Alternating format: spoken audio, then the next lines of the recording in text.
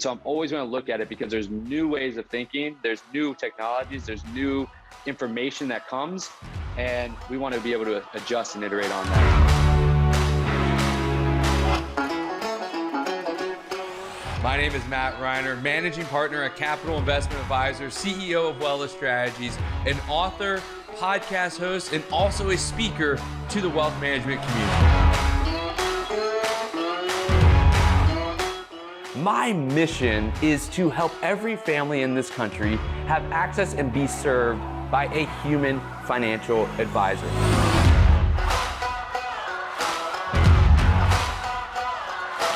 That we all have to live in the moment and not try to force progress too quickly. Let it happen and commit to a long-term strategy in your life, in your business, and in your investment portfolio.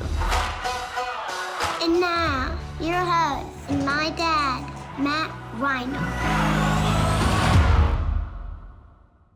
All right, here we are, another episode of the FutureProof Advisor podcast. Thanks for joining, and we're continuing our conversation around communication, something so integral in the business that we do. And that spurred a question as I was going through this research of which comes first, the question or the problem? The question or the problem? To be curious means we have more questions than answers, and with each answer comes more questions. It's kind of like the chicken or the egg. Does the question or the problem come first? And it's something that I wanted to explore because ultimately, in great conversation, it's about asking great questions, asking relevant questions, actively listening that lead to asking questions. It's a combination. Conversation is not just one thing.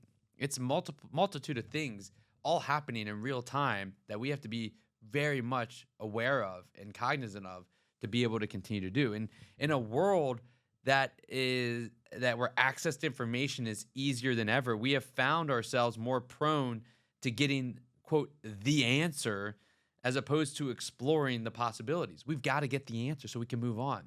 We've got to get the answer to show we are valuable. We've got to get the answer to prove we are smart, that we are worthy. That's what we learned in school, right? We have to get the answer, which keeps us and hinders our ability to ask the questions. We are looked at in our world, and we have this wrongful belief that we are meant to be, when asked a question, to have the answer. When told to do something, we have the answer. That if we ask the question, we're looked at not as being as capable to do it, but rather it looks as a weakness to ask questions and a strength to know the answers. Whereas it's the exact opposite. That asking questions is a strength. The skill of asking a question has been lost. It is one of those unintended negative consequences of the great advancements of technology. I do believe that finding this skill again will help us and will be the determinant of how far we move into the future, because it is a skill that needs to move alongside of the technological advancements that are happening. You know, with any advancement or any change, there are going to be unintended consequences. What technology has enabled us and empowered us and allowed us to do is far greater than the unintended consequences. But that doesn't mean that there are no unintended consequences. There are, and this is one of them. Technology and access to information, our ability just to go Google and get an answer and move on, keeps us from asking questions. And some could say, well, I asked Google the question. But is that really the root of it, just getting to the answer? Why is that the answer? Where did that come from?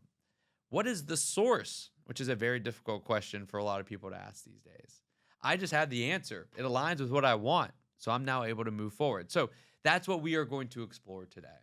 We are going to explore the idea of moving from facts to feelings. We're going to talk about how lowering the feeling of asking questions as being programmed. We're going to talk about a way and a strategy to do that, how to use vulnerability and connection to dive deeper and explore together. We're going to talk about the best way to ensure you are aligned with what you're saying, and that will then allow for us to ask more questions, because too often we assume the intent or the information of what someone said, and we assume incorrectly. And then we talk on different paths, and it causes challenges. And then finally, we're going to talk about 2 tactics to help us ask more questions and to get deeper answers out of those that we are conversing with. Before we do, I want to think about travel for a moment. When we travel to new places, we tend to gain new perspectives. We find ourselves present as we're taking in, new sights, smells, new places, new tastes. We're taking all this in, and with the exploration of those new surroundings, we start to get comfortable with it. We start to understand it. We venture down streets. We venture to new restaurants. We venture to new landmarks.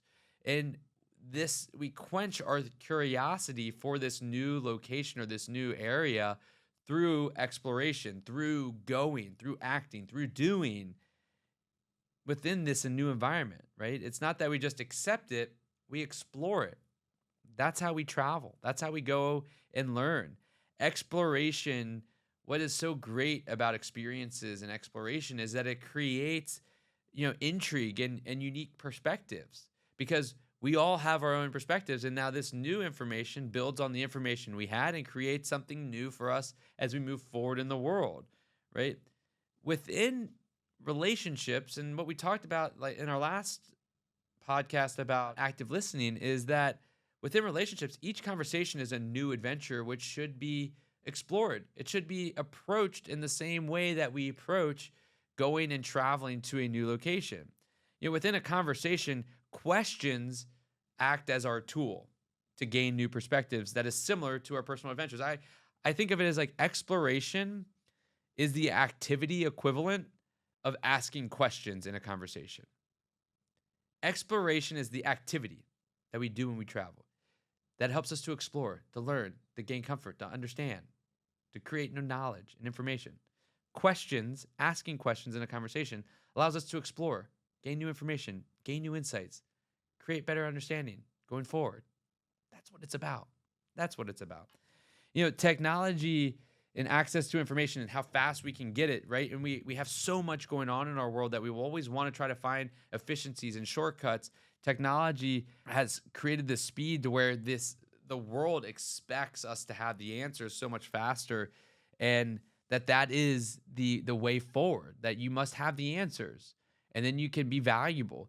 But you think about it, right? And it's hard to put ourselves, especially some of those that have grown up in a technological world. But prior to the internet and during the times where information wasn't easily accessible, the only way to gain information was ask questions. Well, what was Bob doing over there on the other side of town? How's the crop coming? What do you think the weather is outside if someone was already outside? That's how we gained information, was asking questions. And in order to get the insight that was necessary to help us move forward was that we became really good at asking questions. But now, because we have access to information, why do we need to ask questions to anybody else? We just go and get the information. And the difference between now and then points to technological innovation, and that's true. But the question we must ask is, why has technology created less personal connection? And the one thing that seemingly stands out is the lack of curiosity and exploration. We just go for the answer. Curiosity and exploration, that's dealt with and found and explored through questions. So what we must do, and this is the first area to look into, is that we need to move from asking about facts to asking to get to the root of feelings. Facts are not as impactful in a conversation as feelings. Facts are dead ends. Facts are dead ends. What is the weather? It's hot. What do I go after with that? There's no conversation continuation of that, right? That is a dead end. I asked the question, they gave me a fact, it's hot, and then I led to a dead end with a conversation. Whereas connection happens through emotion. I can say, instead of saying what's the weather, you can say, how are you feeling about outside? Or how's the weather outside impacting what you want to do? Oh, well, it's so hot that I can't go out to my garden. I got to go work on my garden. I got to go help with it, but it's so hot I can't spend time doing that. Wow. That just changing the conversation, I got the answer I wanted, that it's hot, but I got more insight about that individual. They like to garden. They really love to be out in the yard. Now I can go and say, well, what are you gardening? Oh, well, I've got this beautiful tomato plant. I've got sunflowers. I got all. Now I'm starting to create connection. I'm starting to create this connection with this other individual by asking a question that's so commonly asked, what's the weather like? Or, the weather outside's so hot, isn't it? Yes. Okay. Now I'm creating connection. And that is the ability of trying to get to feelings as opposed to facts.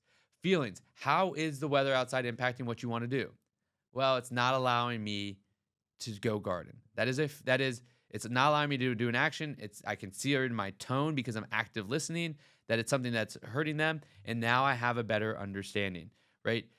I think that the analogy I like to think about is like a tree being green doesn't mean much to me, right? That tree is green.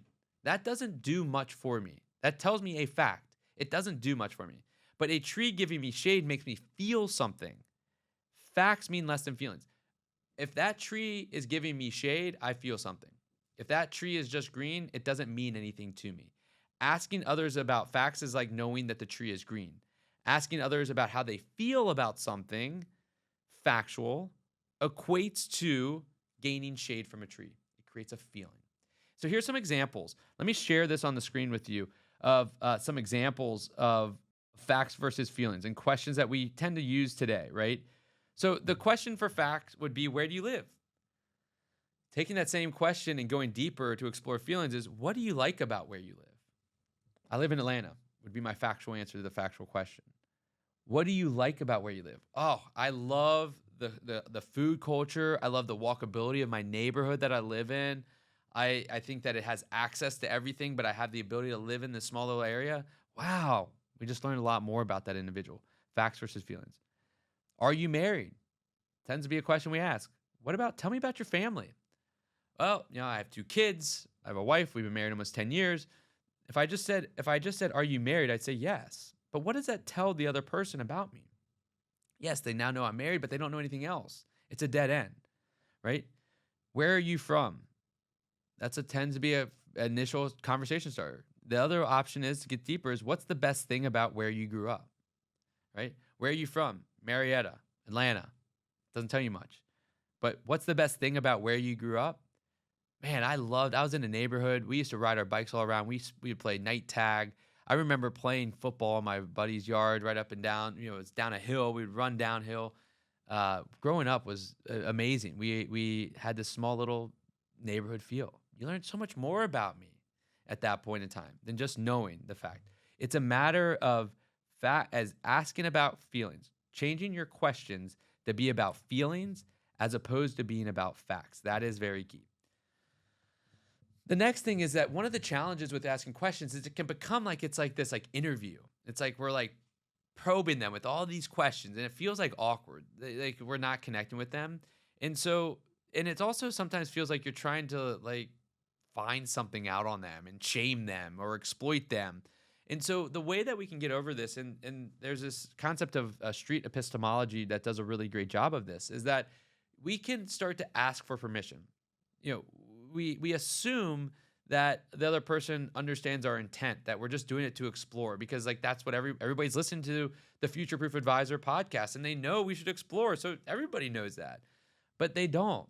It's taken differently by different people. And so what the concept is that you ask for permission. You say, do you mind? Are you okay if I explore this a little bit deeper? And if they say yes, then you can say that. And you can say, I'm not here to shame. I just really want to understand where you're coming from so that I can better connect and lead together, or go and do XYZ together.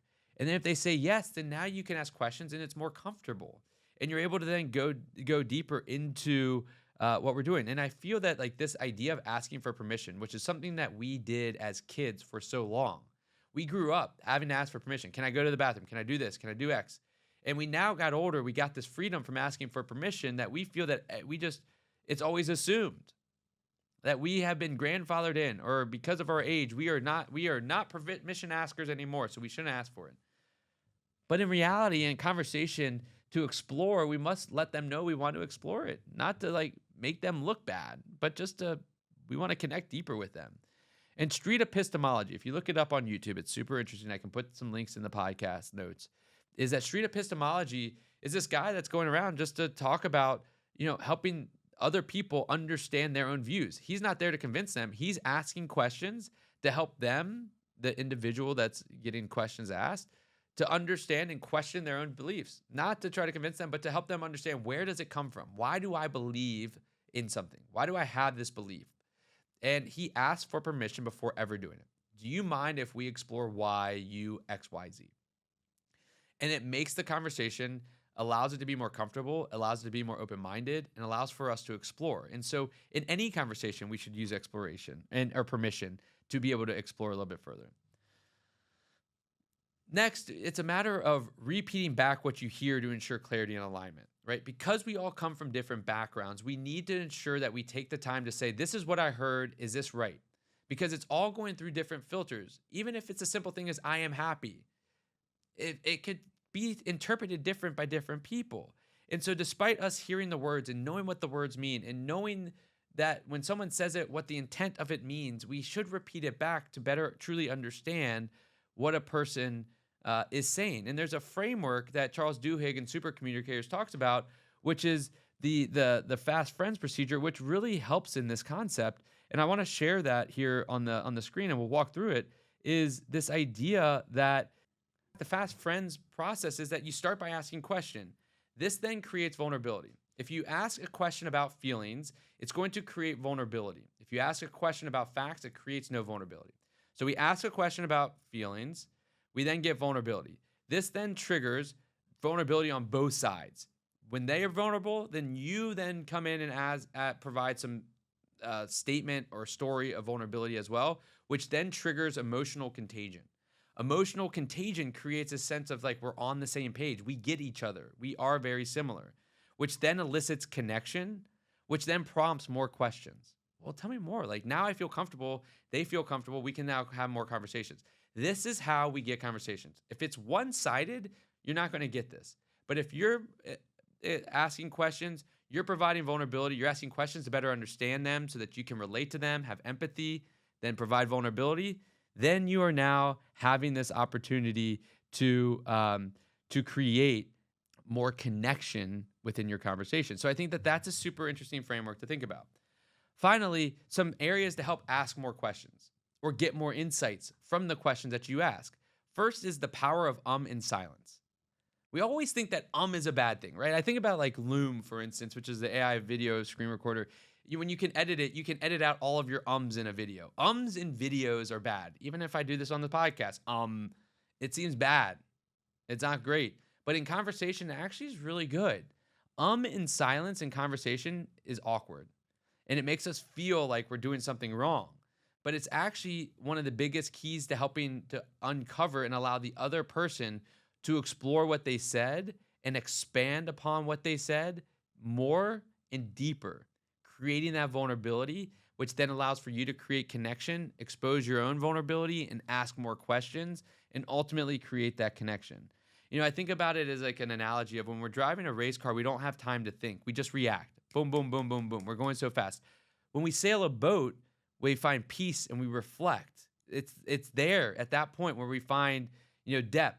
We're not going to kind of create the aha moment in a race car. We're like so focused on just going. When we're sailing, we're going to like have some time.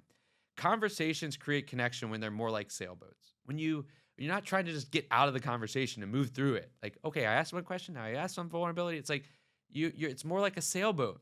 We're going to take some time. I'm going to be present. We're going to reflect. We're going to take some time to understand. I'm going to share. You're going to share. We're going to ask questions. It's not going to be one-sided. That's what it's all about. And finally, the power of a clarifying question. If you don't know a question to ask a clarifying question. We also talked about in past podcasts around the tell me more question. That's such a simple, easy one to use that creates connection.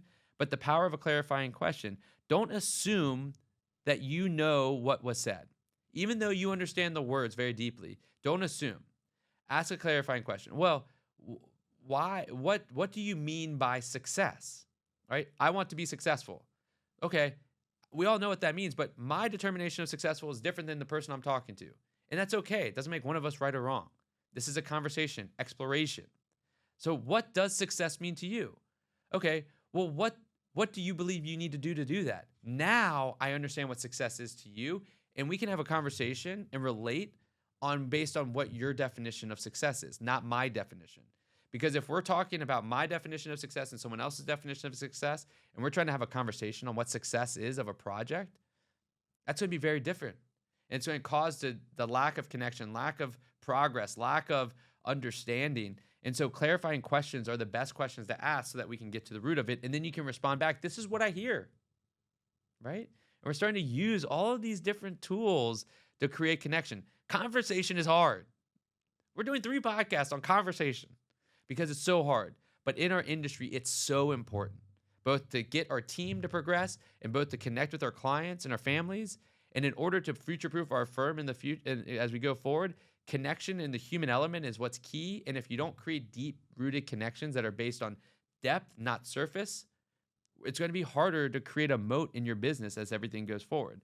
And so there is a power in asking questions. The power extends beyond the initial act, right? Asking the right question is important, but the value comes from hearing and also understanding the answer. And it's the act of a great question is more than just the question itself. It's a relevant question. It's a question based on what you're hearing, not just like a list of questions and going through them like an interviewer, right? There's depth in it. And I always think about this, and like life is this circular journey, right? Life is a circular journey. You're born, you grow up, you birth more humans, you then parent, and finally you parent those that birthed you, right? It's a circular journey, and it's a continuous cycle, which then begs the question, like, what is the beginning? Where is the beginning of that cycle? Connection is spurred from having a deep understanding. Connection is about having a deep understanding that comes from exploring feelings over facts. The feelings behind the beliefs, the feelings behind the statements, the feelings behind the values that you have. Exploring feelings over facts requires comfort and safety in the relationship. In order to get to comfort and safety, you have to explore. You have to ask questions. You have to have active listening, right? Which then begs the question, what is the first step to create a connected relationship? And I believe, from my connected experiences, I've had lots of conversations that were just surface level and didn't get much out of it. And I've had a lot of deep connected conversations with individuals.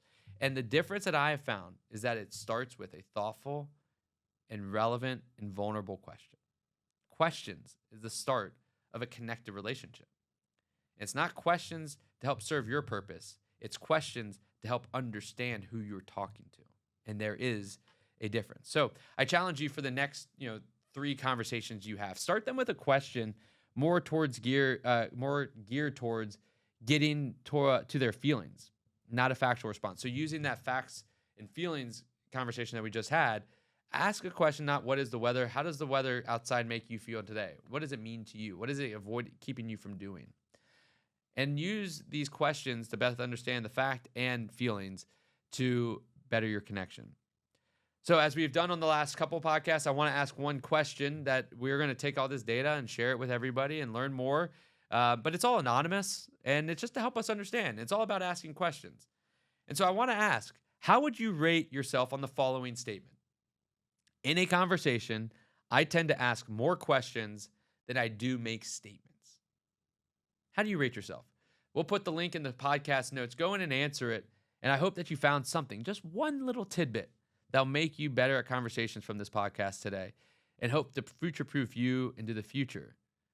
So I appreciate you taking time to listen today and join us on the FutureProof Advisor podcast. And stay well.